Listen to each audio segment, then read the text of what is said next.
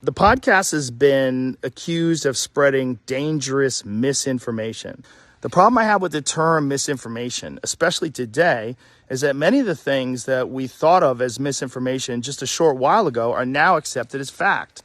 Like, for instance, 8 months ago, if you said, if you get vaccinated, you can still catch COVID and you can still spread COVID, you would be removed from social media. They would ban you from certain platforms. Now, that's accepted as fact.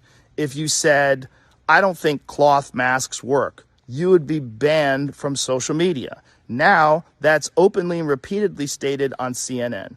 If you said, I think it's possible that COVID-19 came from a lab, you'd be banned from many social media platforms. Now, that's on the cover of Newsweek. More than 250 scientists, doctors, nurses, and researchers wrote a letter to Spotify about the misinformation on COVID vaccines and the pandemic spread on Joe Rogan's podcast. It airs exclusively on Spotify. If you are looking to stream some rock music on Spotify today, one artist will be missing from your catalog.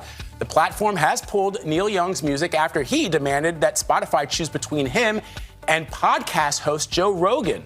Young accuses Rogan of spreading misinformation about COVID and vaccine. Spotify now announcing it will add content advisories to all podcast episodes that discuss the virus. Spotify CEO Daniel Ek not naming Rogan, but saying it is important to me that we don't take on the position of being content censor, while also making sure that there are rules in place and consequences for those who violate. One with Dr. Peter McCullough and one with Dr. Robert Malone. Dr. Peter McCullough is a cardiologist, and he is the most published physician in his field in history. Dr. Robert Malone owns 9 patents on the creation of mRNA vaccine technology and is at least partially responsible for the creation of the technology that led to mRNA vaccines. Both these people are very highly credentialed, very intelligent, very accomplished people, and they have an opinion that's different from the mainstream narrative.